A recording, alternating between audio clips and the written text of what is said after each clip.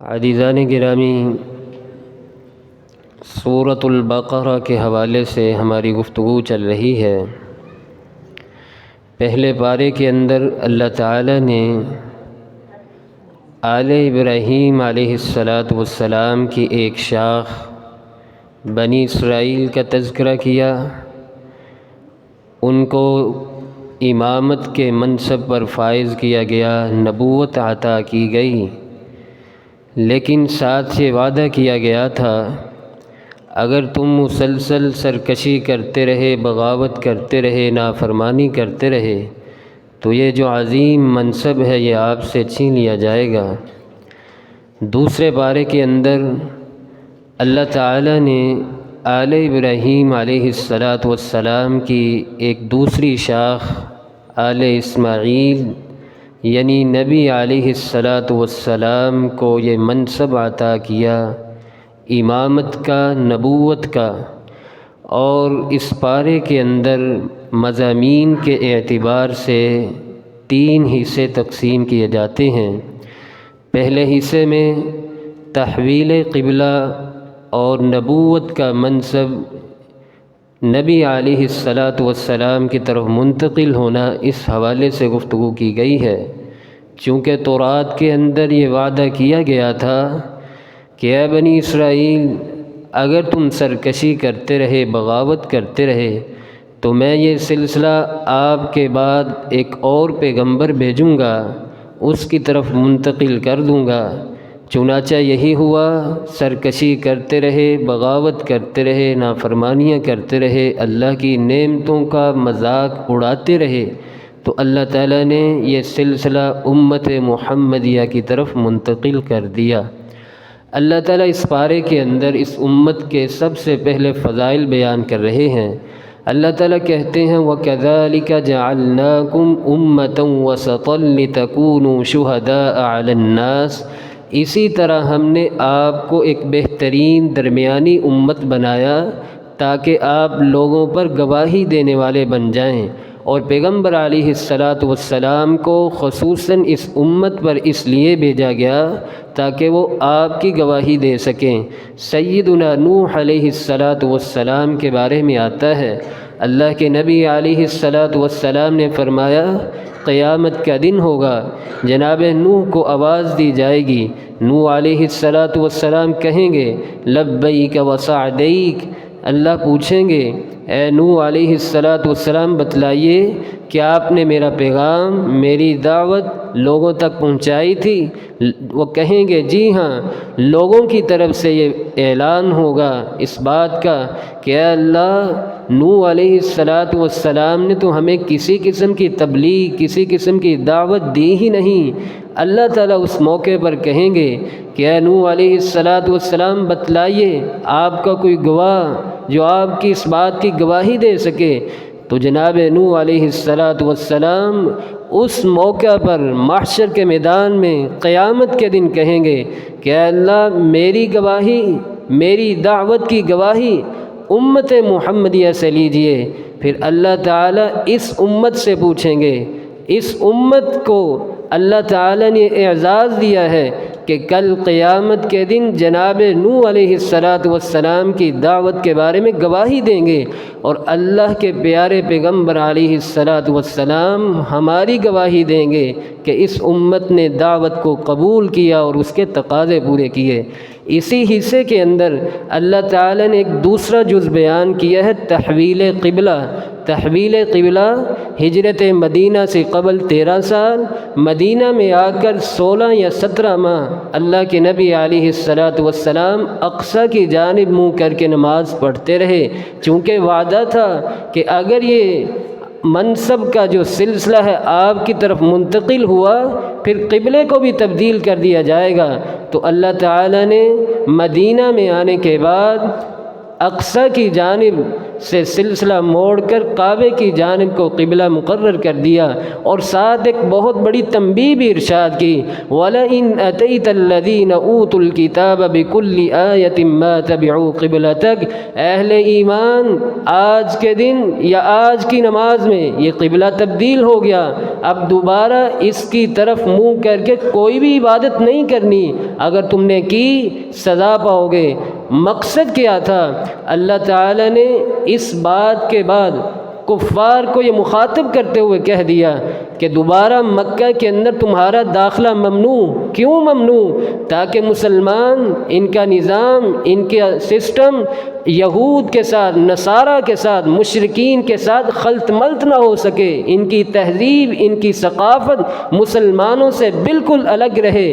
اور نبی علیہ الصلاۃ والسلام نے ارشاد فرمایا تھا، من تشبہ بقوم فہو من، خواہ وہ مسلم معاشرہ ہو، مسلمان رہتے ہوں، خواہ وہ کسی محلے کی حد تک یا کسی معاشرے کی حد تک یا کسی قوم کی حد تک، کوئی بھی فرد کسی دوسرے غیر مسلم ممالک کی مشابہت اختیار کرتا ہے کسی بھی قول میں یا کسی بھی فعل میں، آپ علیہ الصلاۃ والسلام نے ارشاد فرمایا گویا کہ وہ انہی میں سے ہے، ان کا جو فعل اختیار کرنا ہے وہ ایسے ہی ہے گویا کہ وہ مسلمان ہونے کے باوجود اپنے کو ان کے ساتھ شمار کرنا اپنے لیے زیادہ مناسب سمجھتا ہے۔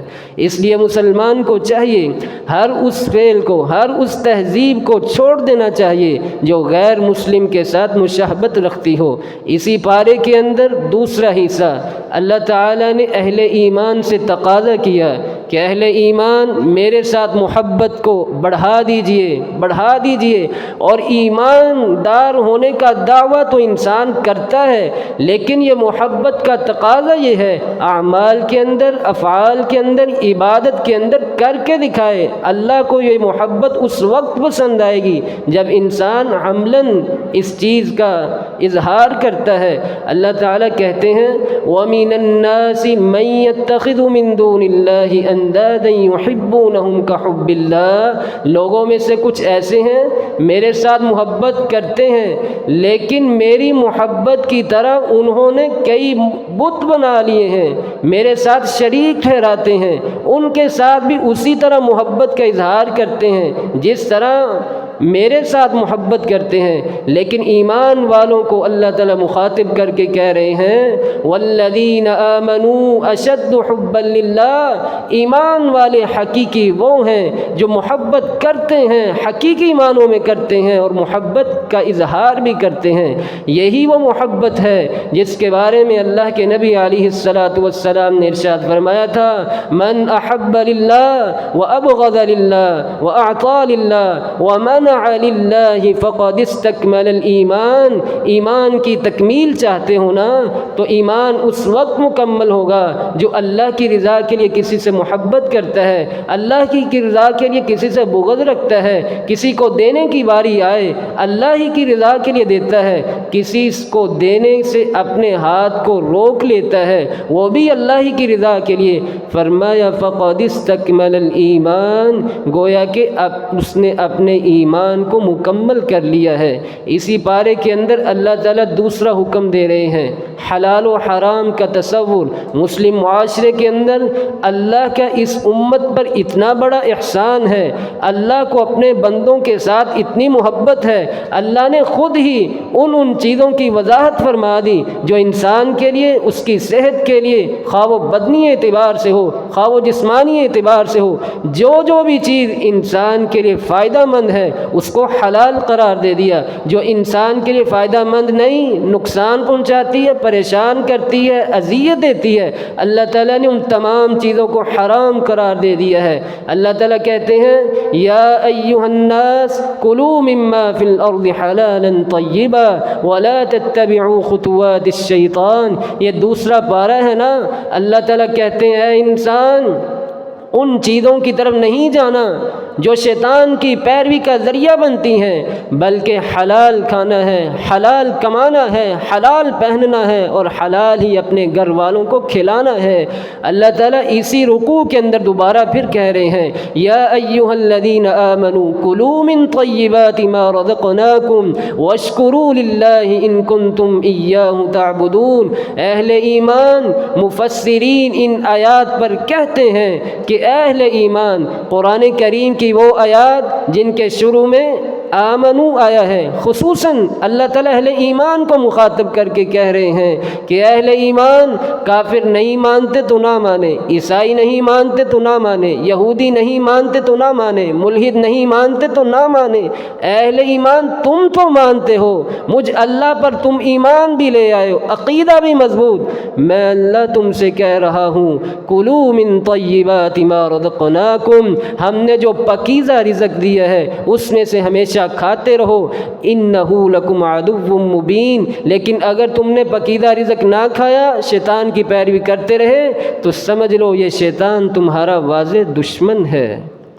اللہ تعالیٰ اسی پارے کے اندر ارشاد فرماتے ہیں کہ اہل ایمان میں تم سے پوچھتا ہوں نیکی کیا ہے؟ کوئی انسان آپ سے پوچھے کہ بتلاؤ نیکی کیا ہے، نیکی کسے کہتے ہیں؟ میرا اور آپ کا تصور یہ عقیدہ بن چکا ہے، نیکی یہ ہے کہ قبلے کی جانب کھڑا ہو جائے، نماز پڑھ لے، زکوٰۃ ادا کر دے، صدقہ و خیرات کر لے، یہ نیکی ہے۔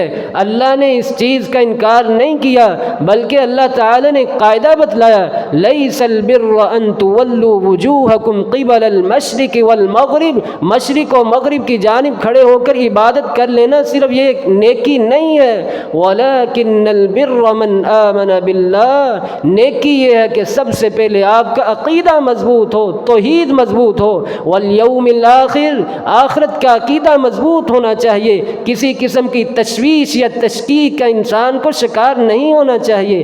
اس کے ساتھ اللہ نے تیسری بات کہی کہ میں نے جو انبیاء بھیجے اس پر ایمان لانا اصل نیکی ہے، اور جتنی کتابیں بھیجی گئیں ان پر ایمان لانا اصل نیکی ہے۔ وَآتَى الْمَالَ عَلَى حُبِّهِ ذَوِي الْقُرْبَى وَالْيَتَامَى وَالْمَسَاكِينَ وَابْنَ السَّبِيلِ، اہل ایمان نیکی تو یہ ہے جو ہم نے آپ کو پاکیزہ مال دیا ہے اس میں سے اپنے گھر والوں پر، اپنے رشتہ داروں پر، اقرباء پر، مسافروں پر خرچ کرتے رہو گے تو نیکی کے معیار کو پہنچ جاؤ گے۔ وَالْمُوفُونَ بِعَهْدِهِمْ إِذَا عَاهَدُوا، ایمان والے تو وہ ہیں، نیکی کا تصور تو یہ ہونا چاہیے جب بھی وہ کسی کے ساتھ زبان کرتے ہیں، عہد کرتے ہیں تو ہمیشہ اس عہد کی پاسداری کرتے ہیں، عہد نہیں توڑتے۔ اہل ایمان مجھے اور آپ کو ان نشانیوں کو لے کر اپنا محاسبہ کرنا ہے، کیا ہمارے اندر یہ صفات موجود ہیں تو مبارکباد، اگر نہیں موجود تو اصلاح کرنی ہے۔ اللہ تعالیٰ اسی بارے کے اندر ایک اور چیز بتلا رہے ہیں، قصاص کا حکم دے رہے ہیں۔ اہل ایمان معاشرے کے اندر انسانی جان کا اگر آپ تحفظ چاہتے ہیں، معاشرے میں امن چاہتے ہیں، کوئی بھی فرد، کوئی بھی انسان کسی مسلم کا خون بہا دیتا ہے تو میں نے یہ سزا مقرر کی ہے، قصاص لیا جائے۔ یا ایھا الذین آمنوا کتب علیکم القصاص فی القتلی، تمہارے لیے قصاص کو مقرر کر دیا گیا، لیکن اللہ کے نبی علیہ السلام نے اور وضاحت کی، تخصیص کر دی، فرمایا کسی بھی مسلمان کو کسی کافر کے بدلے نہیں قتل کیا جائے گا۔ قرآن نے ایک اور چیز کی وضاحت کی وَلَكُمْ فِي الْقِصَاصِ حَيَاةٌ يَا أُولِي الْأَلْبَابِ، اے انسان معاشرے کے اندر اگر ان چیزوں کو آپ نافذ کریں گے برکت بھی آئے گی، اور ان چیزوں کے اندر ہی تمہاری اصل زندگی ہے، تمہاری جانوں کا تحفظ ہے۔ اگر نہیں کرو گے جانیں تباہ و برباد ہوتی رہیں گی، خون ایسے ہی ضائع ہوتا رہے گا۔ قرآن کریم نے اسی پارے کے اندر ایک اور چیز اہل ایمان کے لیے اشارتاً کہی۔ قرآن کہتا ہے اہل ایمان آپ کے لیے، آپ کی بھلائی کے لیے، آپ کی صحت کی بہتری کے لیے جہاں دیگر معاملات ہیں وہاں پر روزے کو بھی آپ پر فرض کر دیا گیا۔ یا ایھا الذین آمنوا کتب علیکم الصیام، اور روزے کے ساتھ اللہ نے فوراً دعا کا بھی تذکرہ کر دیا کہ روزے کا دعا کے ساتھ بہت ہی گہرا تعلق ہے۔ وَإِذَا سَأَلَكَ عِبَادِي عَنِّي فَإِنِّي قَرِيب، اے میرے پیارے پیغمبر آپ سے یہ پوچھتے ہیں میرے بارے میں، میرا تعارف پوچھتے ہیں کہ اللہ کہاں پر ہے، کیسے پکارا جائے، کتنی آواز میں، کتنا آہستہ، کس انداز میں، میرا ان کو تعارف کروا دیجئے اور انہیں کہیے جب بھی پکاریں گے، جس بھی حالت میں، جس بھی آواز کے ساتھ، انہیں بتلا دیجئے فَإِنِّي قریب، میں ان کے قریب ہوں، جب بھی پکاریں گے ان کی پکار کو سنتا رہوں گا اور سننے کے بعد ان کی دعاؤں کو قبول کرتا رہوں گا۔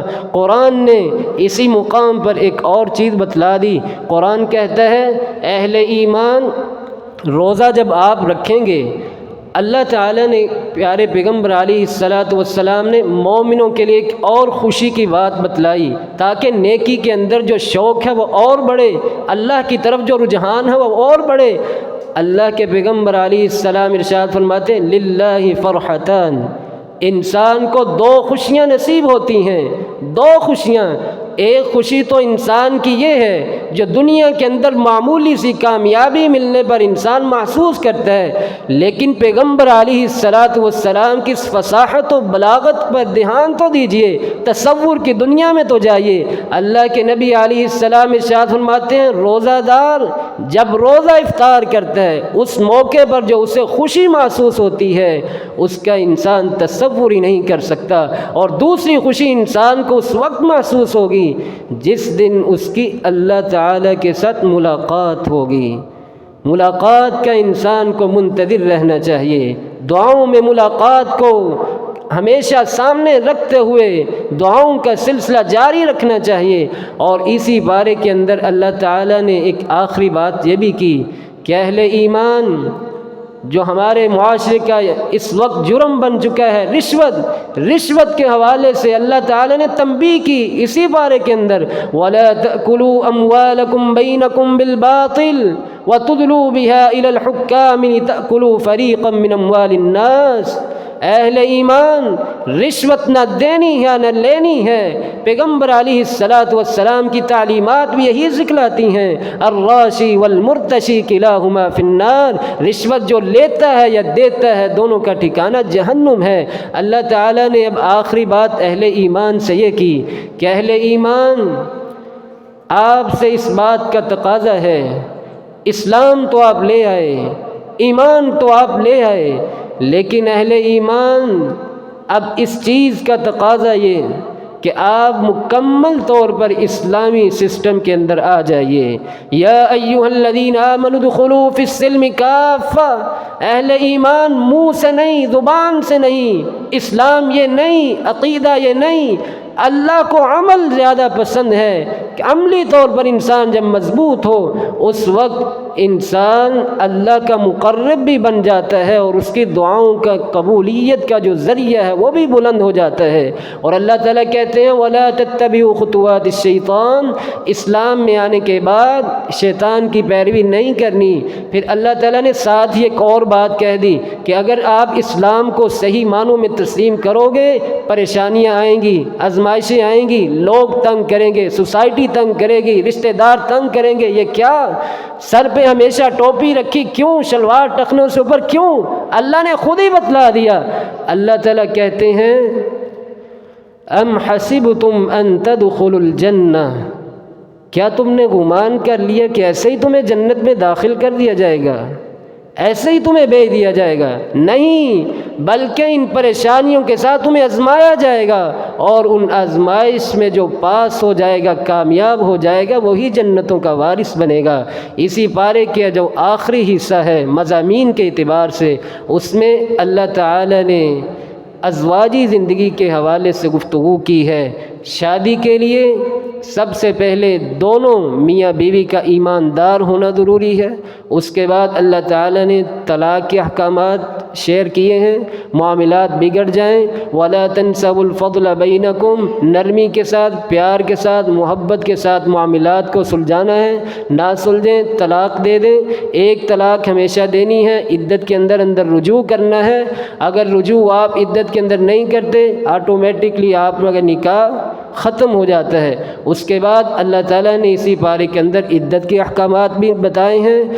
شوہر فوت ہو جائے 4 ماہ 10 دن، اور حمل کی حالت میں کسی کا شوہر فوت ہو جاتا ہے تو وضع حمل اس کی عدت ہے۔ اسی طرح حق مہر کے جو احکام ہیں اللہ تعالیٰ نے اسی بارے کے اندر نازل کیے ہیں۔ اور آخری بات واقعہ طالوت بھی اللہ نے اسی بارے کے اندر ذکر کیا ہے۔ فلما فصل طالوت بالجنود قال ان اللہ مبتلیکم بنہر۔ یہود جہاد کو ترک کر دیتے، اللہ کی نافرمانیاں، سرکشی، بغاوت کرتے، نتیجہ کیا نکلا؟ اللہ نے ان یہود کو مکے سے نکال دیا، ان کی بیویوں کو لونڈی بنا لیا گیا، پریشان ہوئے۔ اس وقت جناب شیس علیہ السلام کے پاس آئے، مطالبہ کیا کہ آپ ہمارے ساتھ اللہ کی بارگاہ میں ہمارے حق میں دعا کیجئے۔ جناب شیس علیہ السلام کو ان کی عادات کا پتہ تھا، یہ ہمیشہ بغاوت کرتے ہیں، لیکن انہوں نے اس بات پر آمادہ ہوئے کہ ہمارے بیوی بچے ان کے قبضے میں ہیں، ہم اس لمحے بھی کیوں نہ اللہ کی بارگاہ میں رجوع کریں، کیوں نہ جہاد کے لیے نکلیں۔ بہرحال جناب شیس علیہ السلام نے اس موقع پر جناب نوح علیہ السلام کو ان کا بادشاہ مقرر کیا۔ بادشاہ مقرر ہونے پر پھر لڑائی، پھر جھگڑے کہ اتنے کم منصب والا ہمارا بادشاہ کیسے بن سکتا ہے؟ بادشاہ تو وہ ہونا چاہیے جو مالدار بھی ہو، نسب کے اعتبار سے بھی بلند ہو۔ اس بادشاہ کو ہم نہیں مقرر کر سکتے۔ جناب شیس علیہ السلام نے دوبارہ مطالبہ کیا، اسی پیغمبر کو ان کا بادشاہ مقرر کیا۔ اللہ تعالیٰ نے پھر ایک امتحان لیا، ایک نہر کے ذریعے، فمن شرب منہ فلیس منی، اعلان ہوا جو اس نہر سے پانی پیے گا اس کا میرے ساتھ کوئی تعلق نہیں، جو نہیں پیے گا وہ میرا ہے۔ چنانچہ یہی ہوا، لشکر جہاد کے لیے نکلتا ہے، سخت گرمی بھی ہے، نہر سے پانی پی لیتے ہیں، کچھ افراد باقی بچتے ہیں، اللہ ان کی مدد فرماتا ہے، کامیاب ہو جاتے ہیں، جیت جاتے ہیں۔ میرے اور آپ کے لیے اس واقعے کے اندر پیغام یہ ہے کہ اے امت محمدیہ، آپ کو نبوت کا منصب، سب سے بہترین امت، سب سے بہترین امامت عطا کی گئی ہے، لہذا چاہیے معاشرے کے اندر امن، معاشرے کا استحکام چاہتے ہیں تو پھر جہاد کے لیے نکلنا پڑے گا، اپنے آپ کو قربان کرنا پڑے گا، جتنی جس کی استطاعت ہے اس استطاعت کے مطابق حصہ ڈالنا پڑے گا۔ اللہ تعالیٰ سے دعا ہے کہ اللہ تعالیٰ مجھے اور آپ کو ان احکامات پر عمل پیرا ہونے کی توفیق نصیب فرمائے۔ وآخر دعوانا ان الحمد للہ رب العالمین۔